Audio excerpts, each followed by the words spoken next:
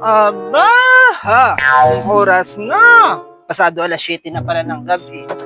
Wala pa tayong ulam at ang dalag. Ako'y wala nang ginawa kundi magtaray sa harap ng salamin. Samantalang nung ako'y nagdadalagay, hindi naman ako ganay.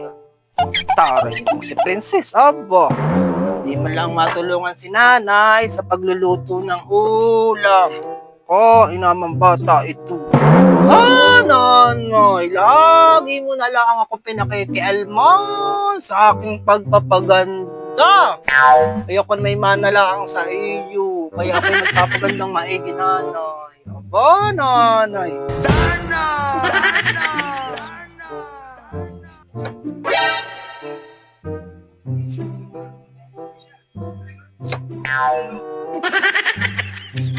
Anak, ay ibig kong sabihin, ay 7:00 na ng gabi. Hindi ka pa rin tapos mag-kut-kut na ang mukha mo. Ay ibig kong sabihin, nanay, ay kayo hindi nagsasawa ng mga kumari mong chismosa diyan sa labas, nanay, pag kayo'y naguhunta.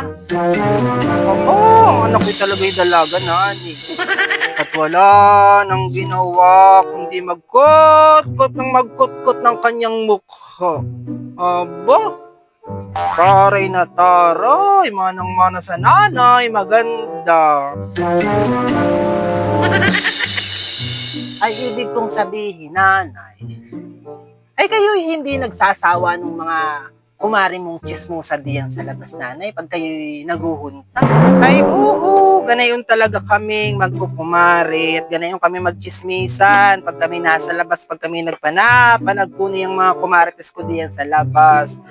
Talagang kami inaabot ng oras bago kami maghiwat sa pagchichismisa namin. Hoy, bakit naman naitanong mo, anak?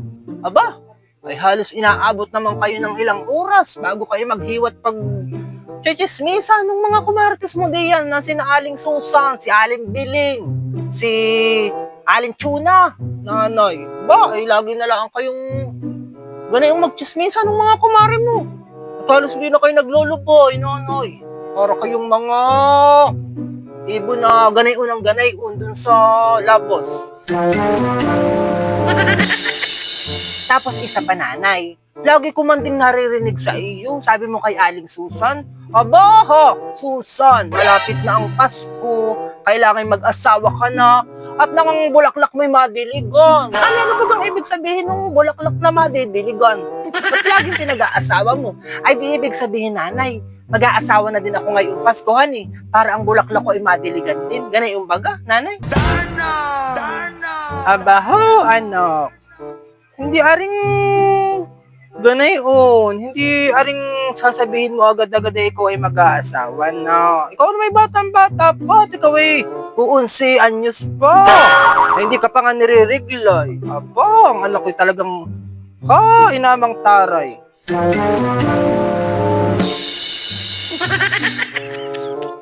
Ay, lagi kong naririnig sa iyo, nanay. Kasi nasabi mo kay Aling Susan na mag-asawa na. Nang madiligan ang bulaklak. Kaya ka naman naririnig lang sa iyo, nanay. Kaya akong nagagayo. Ibig sabihin ko, nanay, ako kaya'y mag-asawa na din. Para parehas na kaming dalawa ni Aling Susan. Parehas na kaming may asawa ngayong darating na Pasko. Hindi ganayon. Huwag mong gagayahin ang nanay. At ang nanay ay maagang lumante. Ay ikaw ay mag-aaral pa muna bago ka pa mag-asawa. At yung pag-aasawa ay nasa tamang panahon, hindi bigla-bigla. At sino ba ka naman pati aasawahin mo? Abay, di nanay, aasawahin ko si Mamang Ruben, yung nangungubra ng waiting dun sa kanto.